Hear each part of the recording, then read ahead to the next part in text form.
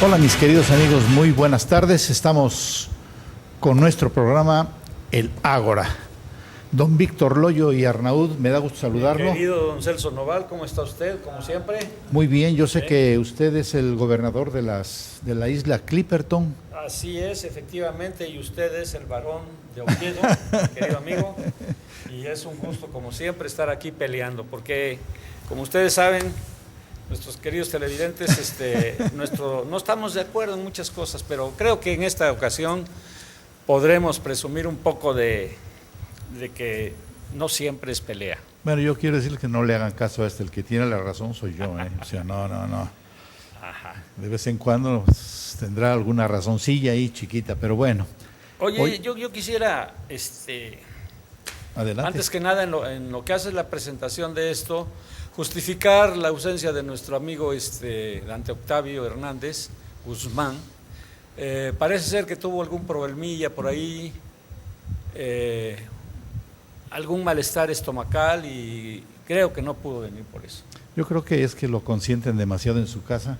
Ajá. Y no quiere salir. Es que nuestro programa de hoy está dedicado a nuestra querida ciudad de Orizaba. O sea que viva nuestra ciudad de Orizaba, que rindió en este mes honor a quien honor merece.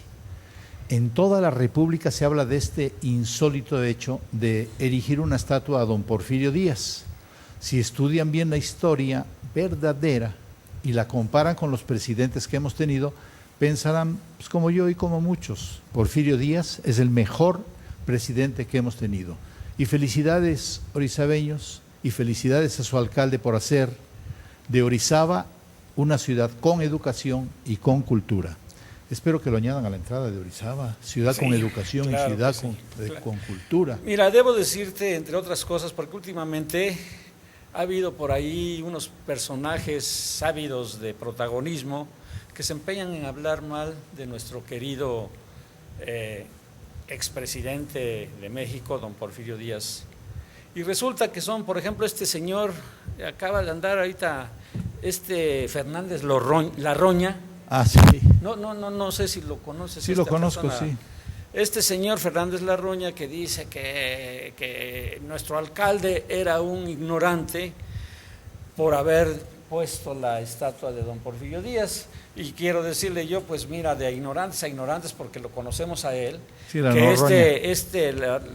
Larroña, sí. Tipo lo impulsó mucho Dolores Padierna y el honrado de René Bejarano, el de las ligas, ¿te acuerdas? El de las ligas, sí. Ese que amarraba los billetes. Los billetes y que todo México a nivel nacional vimos cómo se embolsó esos billetes. Con qué rapidez. Y a pesar de los años sigue ahí en el Senado, sí. Él y su mujer.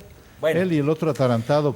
Nada más imagínate, si estos no soportaron a Larroña y lo mandaron al PT, que ahora él, con qué desfachatez dice que el pueblo tiene temor a expresarse. Él se dice el pueblo. Un tipo que ni siquiera pudo juntar a la gente necesaria para sostener a su partido, porque ya no existe. Sí, ya no existe. Ya no existe su partido. Sí. Entonces, ¿cómo se puede llamar el pueblo un tipo que ni siquiera tiene convocatoria para sostener el mínimo número de gentes que conforman su partido?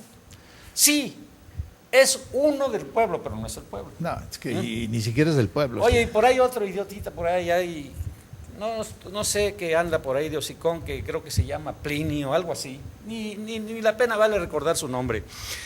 También habla en contra, pero también es parte de ese partido que existió alguna vez que se llamaba PT.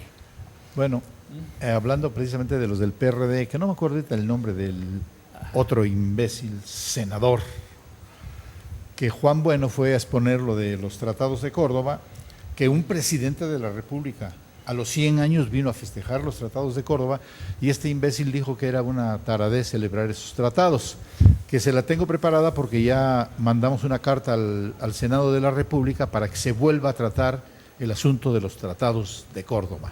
Pero hoy estamos con Orizaba. Nuestro programa de hoy está dedicado a la ciudad de Orizaba, ciudad de gente heroica, que defendió religión y principios de 1920 a 1940. Y para explicar esto, hoy teníamos precisamente una entrevista con Dante Octavio, pero yo creo que se enfermó porque no vino, ¿eh? Sí, y publicó este libro, Víctor, perdón, publicó me este habían libro. dicho que estaba con diarrea. ¿Será alguna vasca, alguna parienta tuya ya de España? No, diarrea es cuando te sueltas de la panza. Ah, perdón. Ajá. No, es que él publicó este libro que tú también ya lo... Que hemos tenido la oportunidad de leerlo y realmente gozarlo. Y tiene la historia de Orizaba precisamente de 1920 a 1940, basada, así como aquí dice, en sindicalismo, en religión y en la sociedad. Y tiene un subtítulo, por así decirle, muy natural, se dice un pasado no recordado. Yo creo que sí, lo que pasa es que mucha gente no lee y se olvida, aparte de que... Ese es un defecto que tenemos los mexicanos, que no leemos, ni estudiamos tampoco. Y acuérdate lo que yo siempre he dicho, ¿no? Que la historia la escriben los ganadores. Y en este caso, pues nosotros, sobre todo ahorita de esta fecha que estamos hablando, pues tú sabes que el sindicalismo pues llegó a ser lo máximo aquí en esta ciudad y la región, y entonces pues ellos escribieron su verdad, la cual, para desgracia de ellos, no siempre prospera, ¿no? Porque hay quien se acuerda de esto. Por cierto, te voy a decir una cosa que tú no sabes, querido compadre. ¿Tú sabías que aquí en la calle Colón, que es una de nuestras principales calles aquí en Orizaba, al finalizar, pegado al Cerro del Borrego, había una plaza de toros? No, eso sí, no. Para que veas, fíjate. Yo la he conocido, la que estaba allá en la Oriente 6. Tú conociste la plaza de toros del Oriente 6. Sí, esa. Pues te voy a decir nada más. Y para que, por cierto, qué lástima que no esté Dante Octavio para que yo le diga alguna de las cosas que posiblemente sí lo menciona. Sí lo menciona, pero de ahí pudo haber sacado cosas muy interesantes con respecto a estos sucesos de Orizaba. Oye, resulta... Espérame, vámonos a un corte comercial, porque ya se fue el tiempo, si no luego nos regañan. Vamos a un corte comercial y ahorita regresamos, amigos, con el tema dedicado a la ciudad de Orizaba. Corte comercial. Ahora están pendejos estos chinos. Creo que tú te...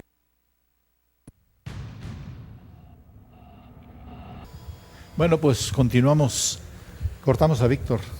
Retornamos con lo que estaba diciendo. Sí, adelante. Resulta que quizás muchos de ustedes, queridos televidentes, no sepan de esa placita de toros, que por cierto trajo muy buenos toreros de renombre de esa época.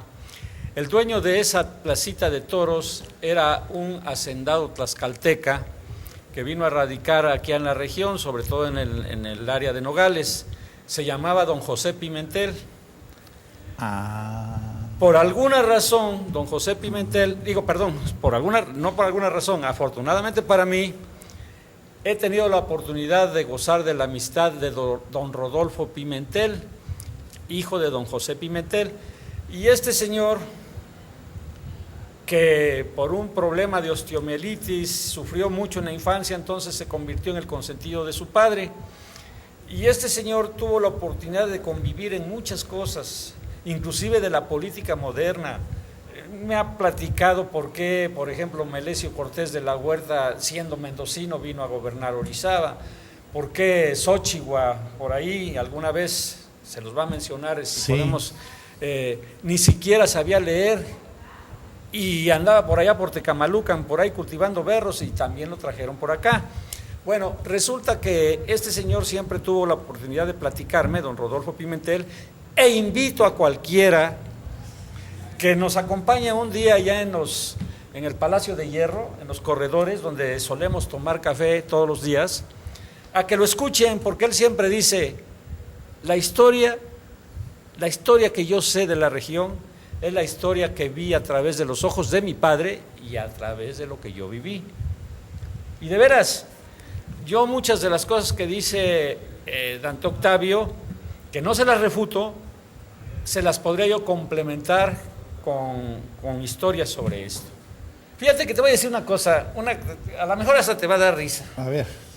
Sí. Uno de las heroínas de del sindicalismo cuando nos acusaron a don Porfirio de asesinar aquí a las gentes de Río Blanco, Sí. fue una teporocha que se llamaba Lucrecia Toriz. Esta actualmente es heroína de la causa obrera, porque murió durante los sucesos estos de 1907, ¿no? Resulta que esta teporochita, que siempre estaba tirada, cuando no estaba tirada por ebria, estaba tirada porque tenía un teporocho encima. Ah, su madre, pues que era prostituta o qué, tú. Bueno, mira, no te quiero decir esto, pero la señora no le gustaba usar calzones. Ay, Dios ¿sí? mío santo. Y cuando los usaba, se los quitaba más que una prostituta. Ahorita que hablaste, es con piojos en el pubis. Pero no me vais a decir que tiene algo. No, espérame, yo nomás te digo. Pero resulta que esta señora le gustaba tanto el borlote que cuando vio la marcha se sumó a ellos porque pues ya sabía que era pachanga y que se iba a echar sus alcoholes. Y resulta que se le atraviesan por ahí las balas y muere. Y ahora en toda la región tenemos kinders con Kinder Lucrecia Toriz. Y les digo nuevamente, si alguien se siente ofendido por lo que estoy diciendo, los invito a que conozcan a don Rodolfo Pimentel y les platique algo de estas cosas de la historia. Pero en fin, para no seguir molestando a los héroes regionales, Sí, o sea. te voy a dejar que continúes y perdona. No, al contrario, estamos hablando de Orizaba y eso es parte de Orizaba. Historia, claro. A mí me tocó, yo leí el libro y me causó una muy grata impresión, por eso es que le pedí a Dante Octavio que compartiera con nosotros esta bellísima historia de nuestra ciudad. Lo bueno que ya la leímos tú y yo y ya podemos hablar, Sí, donde sí. sus habitantes fueron valientes y capaces para luchar contra un gobierno asesino, como fue y digo con toda confianza, el del presidente priista y masón de Plutarco Elías Calles. Y había un gobernador en ese tiempo, de estos hechos de Orizaba, había un gobernador veracruzano que era un pillo y un asesino también, Adalberto Tejeda.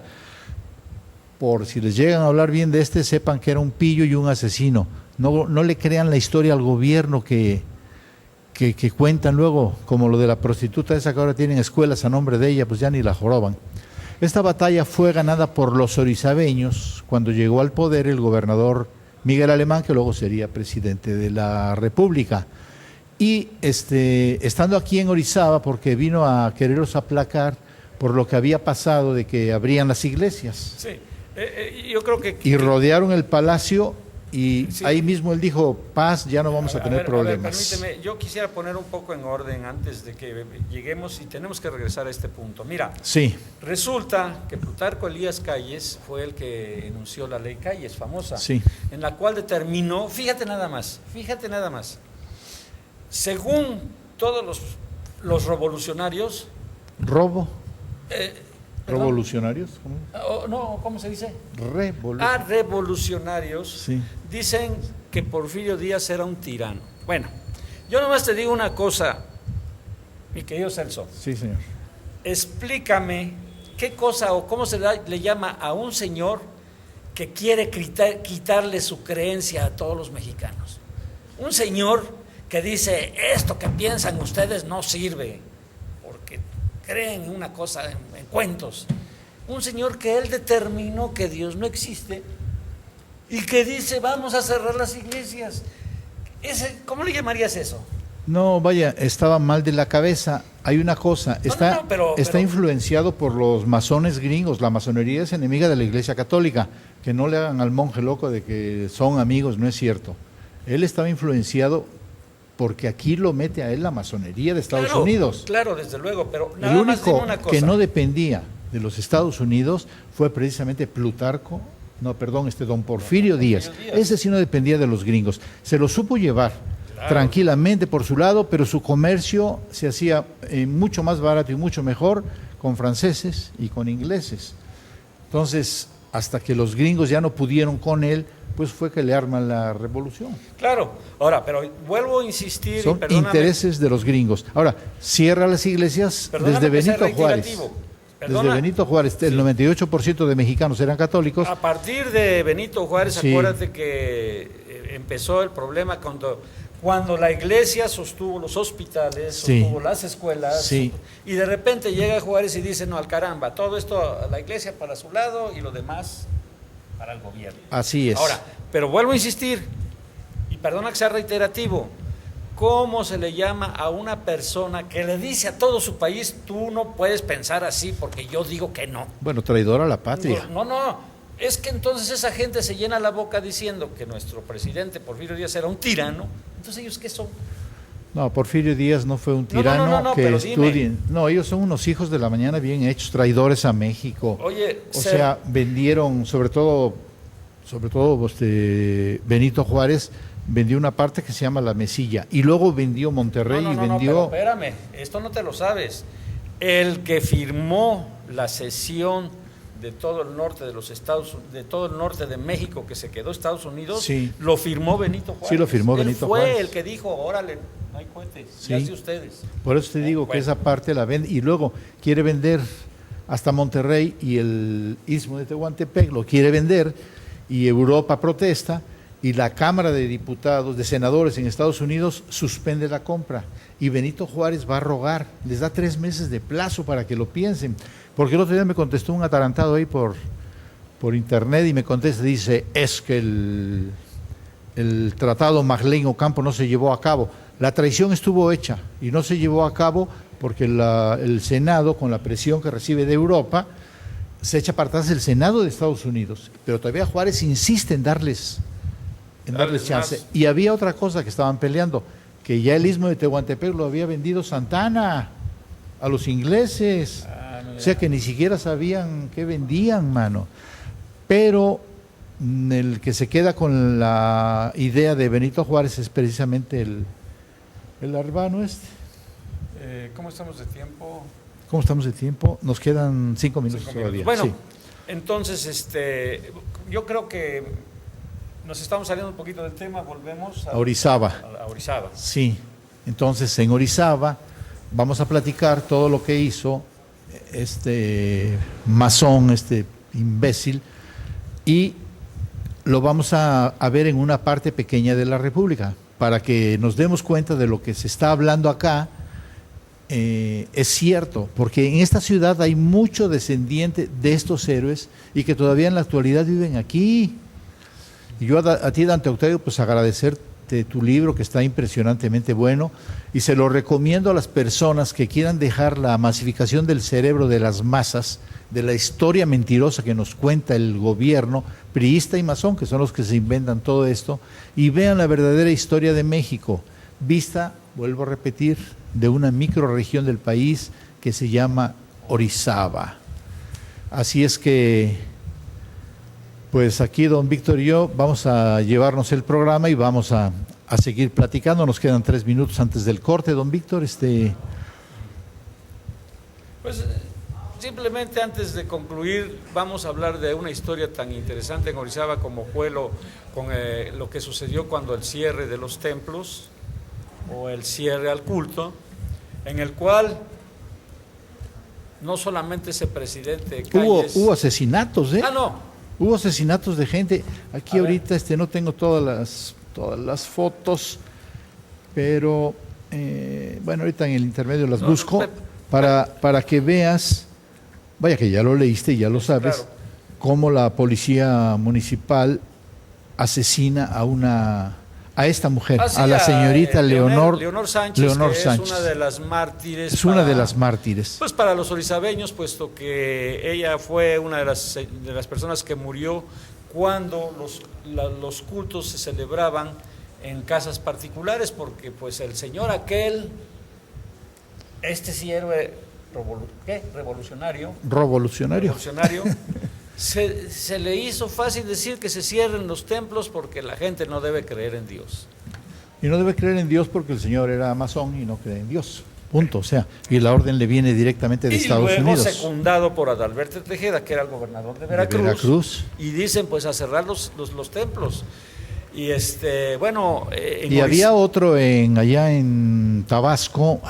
Sí, como no, Rodrigo Canaval, otro cerrado de era la Canaval, cabeza. pero no era Rodrigo, era otro. Sí, no, espérame. Bueno, okay. Ahorita vemos, era Canaval. Canaval. Sacaba sus tarjetas y te las daba. Y decía, enemigo personal de Dios. Y también mató gente, destruyó iglesias. Fíjate o sea, lo mismo que en Orizaba. Pero aquí en Orizaba vamos a hablar también de qué gente se levantaron. Oye, una cosa, perdón, y yo tengo entendido que Calles, que por cierto que cuando mataron a Obregón, al presidente Obregón, sí, todo el mundo decía en México, ¿quién mató a Obregón? Y decían, cállese la boca. Sí, es que no se respetaban. Tenemos en esos tiempos. Perdón, ¿cómo estamos de tiempo? Creo que tenemos que ir a un corte. Vamos a un corte, ahorita regresamos. De verdad es un programa dedicado a la gente valiente que tuvo Orizaba y que siguen poniendo el ejemplo. Porque de veras que son valientes de empezar a querer mover la historia. Vamos a un corte comercial, amigos.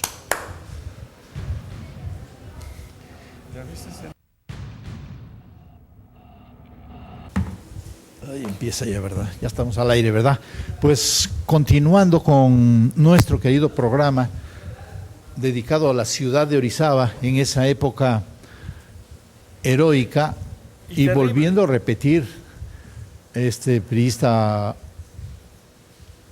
masón Plutarco Elías Calles asesina a 600,000 católicos. Eso es un crimen de lesa humanidad y el PRI y la masonería en el poder hasta la fecha callan y no hay nada. Sí, oye, por cierto, fíjate nada más, y ahí no hablan de como nuestro presidente Porfirio Díaz, que quiero aclarar una cosa antes de que continuemos. Fíjate que todo el mundo habla de que Porfirio Díaz inició la revolución en México, o que la revolución se hizo para derrocar a Porfirio Díaz. Es una gran mentira. Es una gran mentira, sí, señor. Porfirio Díaz ya salió antes de derramar sangre y él dijo, yo me voy de México porque no quiero ser causa del derrame de sangre entre los mexicanos. Así es. La prueba es que se fue él, sube al poder Maderito, casualmente porque don Porfirio le decía, pobre Maderito, no sabe que gobernar un país no se gobierna solo con buenas intenciones. Y la prueba fue que a los 11 meses lo asesinan y ahí se inicia la revolución.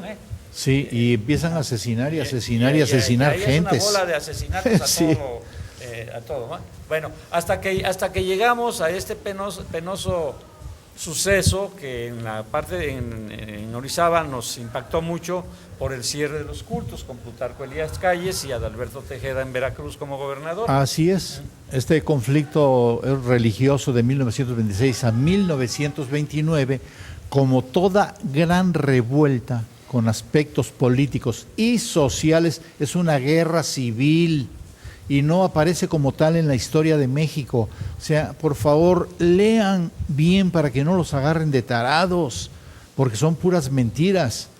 El asesino de gran calibre y pillo de 7 suelas en Veracruz, Adalberto Tejeda, y en Tabasco era Tomás Garrido. Tomás Garrido Canaval. Te digo que ponían sus tarjetas, acérrimo enemigo de Dios, o sea, era un soberano ignorante, además creador de las camisas rojas, que hoy el PRI sigue con lo mismo. Sobre todo en el estado de Veracruz, Sí, sin el menor decoro y con Fidel Herrera más todavía.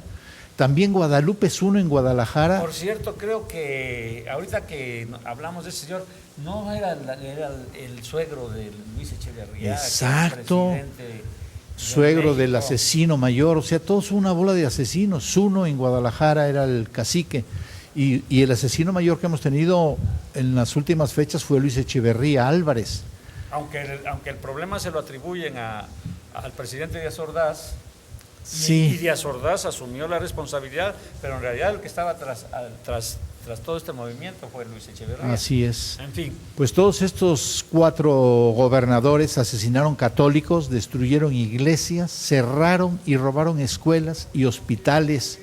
Los católicos asesinados por estos son mexicanos. Y ya en el Plutarco en el apogeo del cisma, Plutarco quiso crear una iglesia nacional mexicana y nombra al Abad sí. Pérez como un papa mexicano. Un papa mexicano. Sí, y está ya la guerra Oye, cristera oye, el 15 de agosto del qué 26. Curioso. Primero quiere cerrar Una iglesia una iglesia católica y luego quiere hacer otra iglesia. católica mexicana con un papa mexicano. Sí, fin. no. Yo aquí también quiero hablar de alguien que llegué a conocer, que es el padre Rúa. Don Rafael Rúa y Álvarez. Efectivamente. Un Yo lo llegué- excelente orador, miren, y qué bueno que vas a hablar de esto porque yo también lo conocí y yo vi mucha gente derramar lágrimas durante sus sermones. Sí, y yo te quiero decir que era muy amigo de mi papá también. Yo nunca entendí por qué eran tan amigos hasta ahorita que vengo leyendo. Resulta que tenía una capacidad este hombre. En el panorama sindical en Orizaba y en las villas estaba de la cachetada, había asesinatos y peleas entre obreros. Y luego los mismos líderes armaban a los obreros para que fueran a la sierra a matar católicos. Mira, Entonces yo llegué a conocer al padre Rafael Rúa y aquí lo tengo en la página 139, que quiero leer varias cosas de él, porque es imposible que me las aprenda de memoria. Déjame buscar la página 139. sí, en lo que buscas la página, Sí. déjame decirte que si hace rato mencioné a don José Pimentel, fue porque este señor hacendado de Tlaxcala era el introductor del pulque en todo el estado de Veracruz, cuando la cerveza no era tan popular como lo es en la actualidad. Entonces, este señor tenía pues una gran relevancia en la región porque pues era el que introducía el pulque, casi como un Montosa ahorita en la actualidad, ¿no?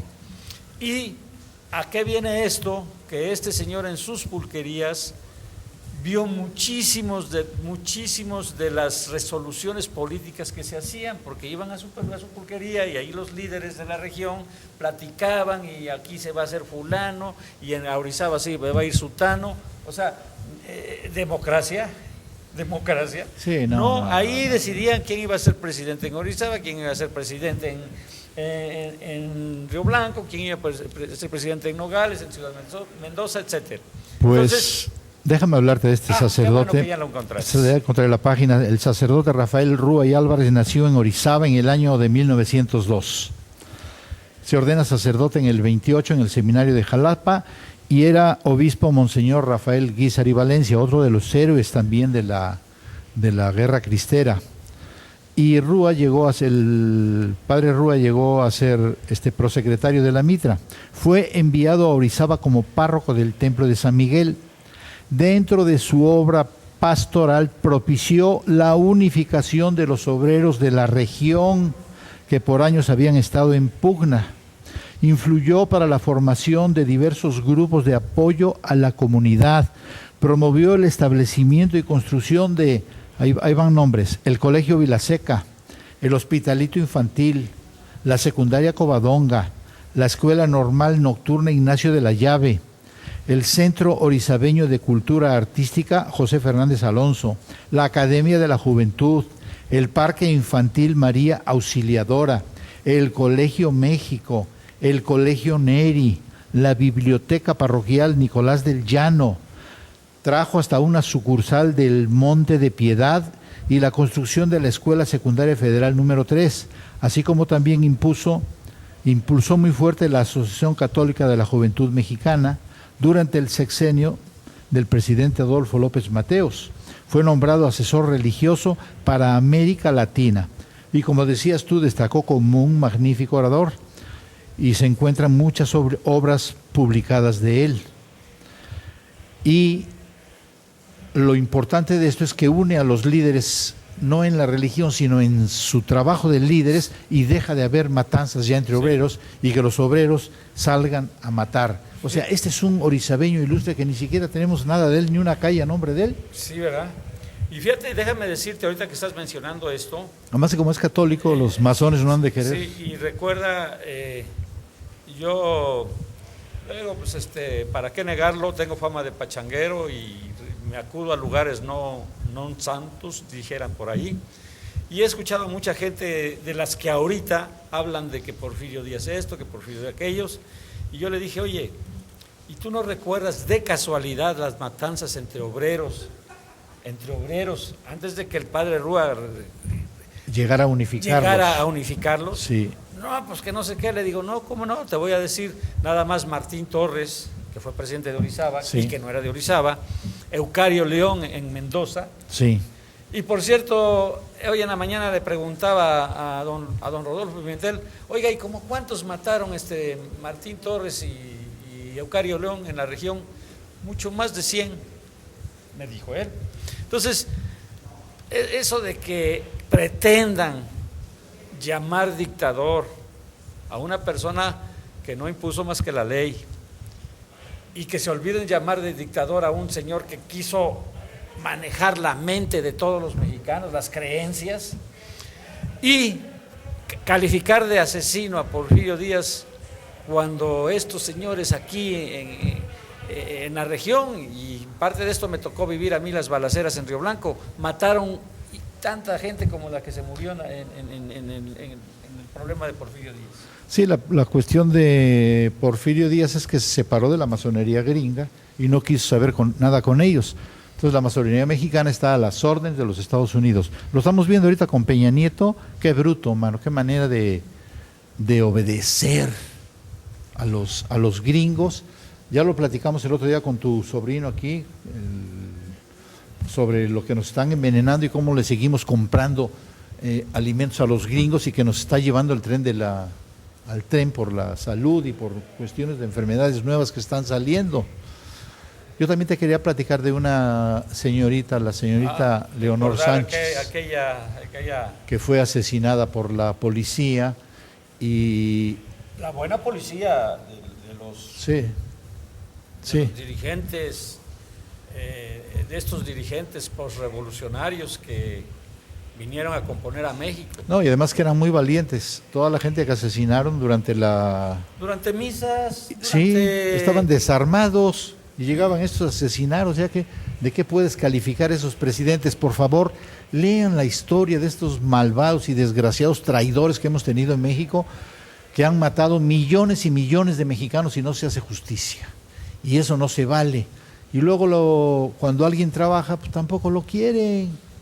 Oye, sí, como una bola bueno, ya los mencioné hace ratito, de ese partido que ni existe, y que se ponen a hablar nada más por ganar simplemente afanes protagónicos, como saben que no hay nadie que los escucha, a no ser que hablen de escándalos. Sí.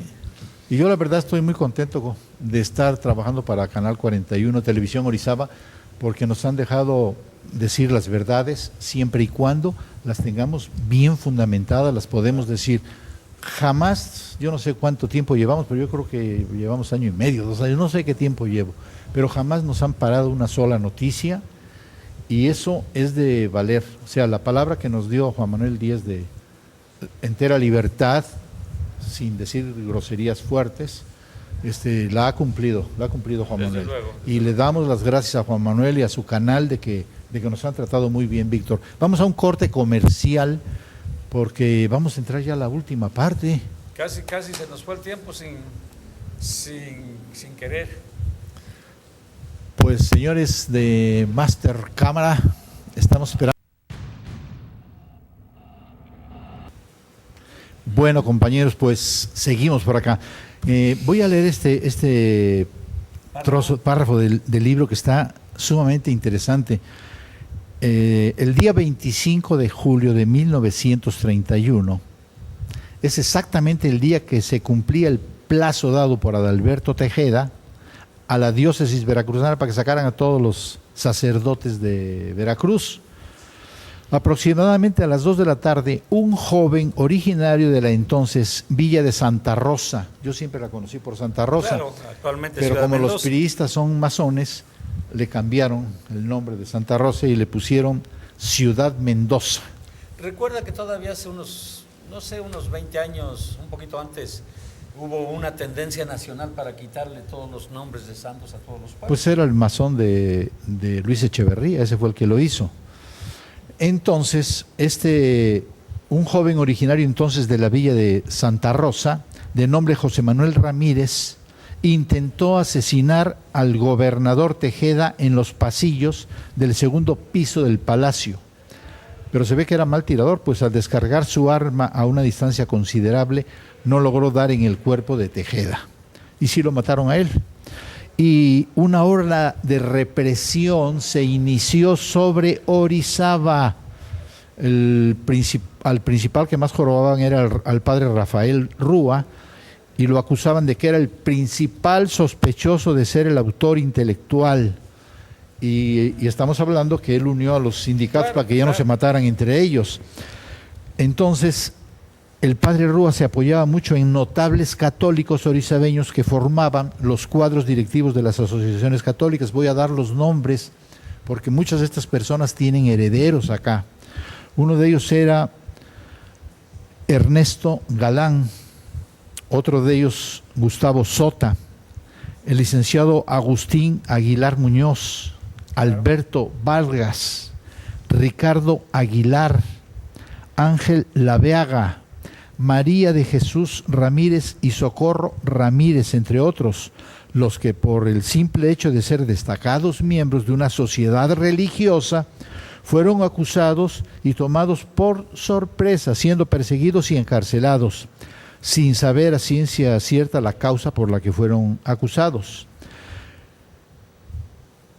La madre del ejecutor fue detenida también y trasladada a la cárcel de San José de Jalapa. Y siguieron sus hermanos también, y siguieron metiendo a más gente, seminaristas como Gabriel Sánchez, Otón Godínez, Erasto Ponza. Y el 11 de agosto algunos ya fueron puestos en libertad, excepción hecha de Nieves, que fue hasta octubre, o sea, la mamá. Según asienta el licenciado Carlos Aguilar Muñoz en su libro publicado en 1952, un capítulo de la historia de Orizaba, Apertura en los Templos. También quiero decirles que una parte de este problema lo vivió la familia Aguilar Muñoz al ser encarcelado el licenciado Agustín Aguilar Muñoz, el padre de la familia. Y en una breve narración que nos dio en una plática la señorita Magdalena Carrillo, en la que a grandes rasgos narra cómo aprendieron a su padre. Y dice que ese día 31 de ese mes, Adalberto Tejeda secuestró a mi papá al ser presidente de los Caballeros de Colón. O sea que era por ser católicos, sí, no era por otra cosa. Claro. A él le achacaron la culpa del atentado contra Tejeda. Fueron varios orizabeños los acusados, entre ellos don Ernesto Galán, papá, don Gustavo Sota, y un señor que vivía por la Concordia que dice que no se acuerda del apellido, sí, pero que hasta después supo el nombre. Garrido Canabé, del gobernador de Tabasco. Todos estos gobernadores eran acérrimos anticlericales, rateros, pero además malos. Cuando secuestraron a mi papá por parte de Tejeda, no sabíamos si lo iban a matar o si lo iban a llevar a la cárcel, pero pasamos unos días terribles. Entonces era jefe de la guarnición, jefe de los militares, un hombre muy bueno, y dice que se le había olvidado el nombre, pero se refiere al coronel Baltasar Treviño, radicó en Orizaba, y si era un hombre de veras bueno. Esto lo está diciendo la hija de este señor detenido. Nos protegía mucho, y en aquellas revueltas tan tremendas de obreros, él mandaba a la tropa, pero con órdenes de no disparar, y la guarnición siempre protegía el orden. Yo creo que su nombre debería de figurar también en la historia de Orizaba, pero en este librito que le decía mi tío Carlos Aguilar Muñoz, ahí figura su nombre.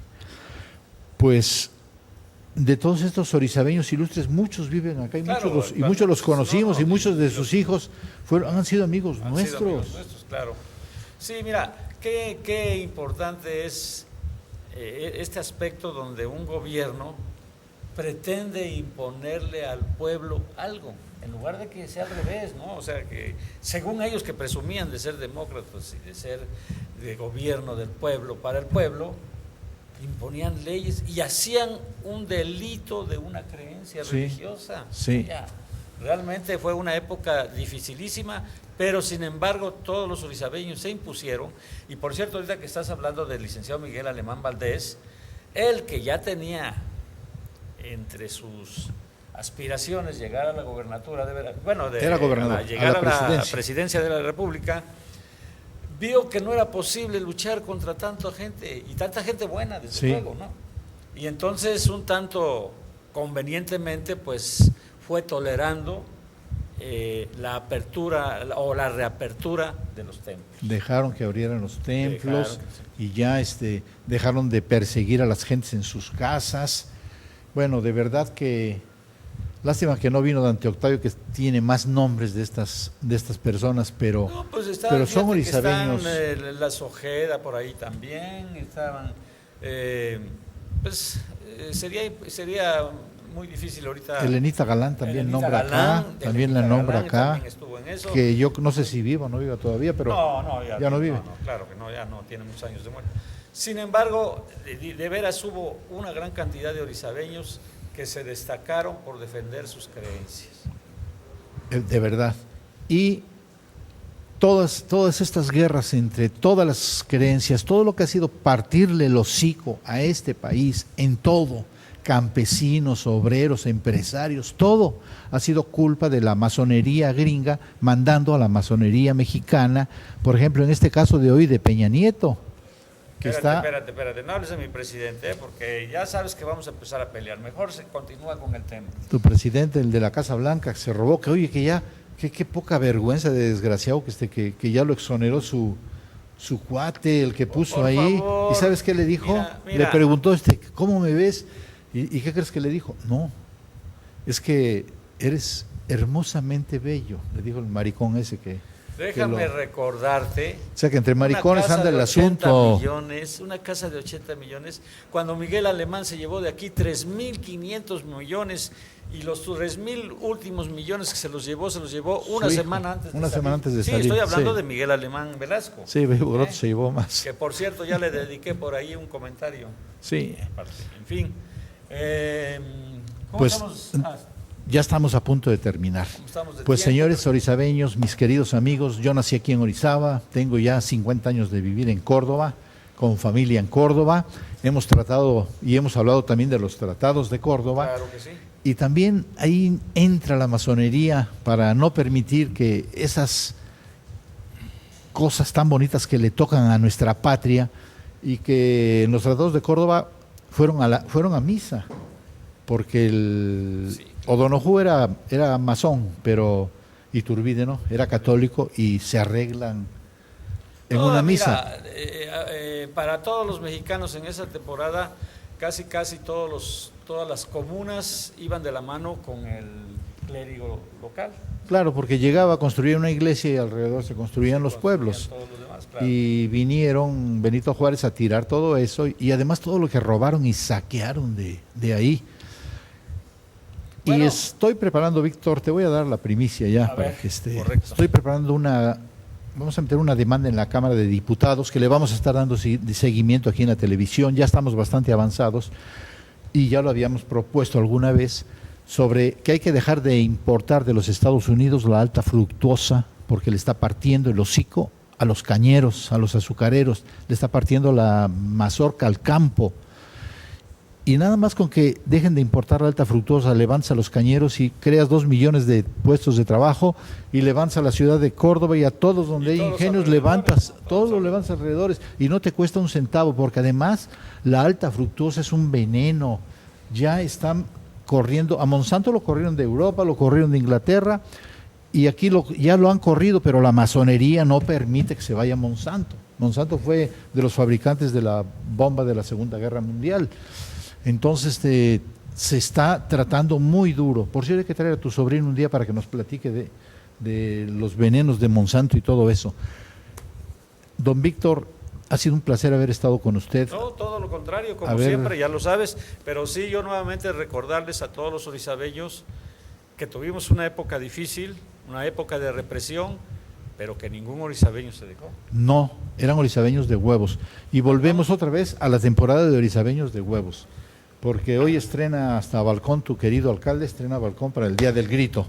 Ah, claro. Y además tuvo la hombría de darle honor a quien honor merece. Una felicitación especial Una para él. felicitación especial para él. Y amigos, pues esto ha sido todo por hoy. Don Víctor, ha sido un placer. Señor don Celso, mi querido amigo, qué bueno que no tuvimos que pelear hoy, pero bueno. Pues no quise pelear contigo, pero Peña Nieto es un verdadero ratón, aunque tú lo defiendas. Mi presidente. Tu presidente, nada más tuyo porque mío no es. Pues amigos, gracias por escucharnos y nos vemos el próximo lunes a las 7, entre 7 y 8, que es la hora que nos cambiaron el programa. Gracias a ustedes. Salió.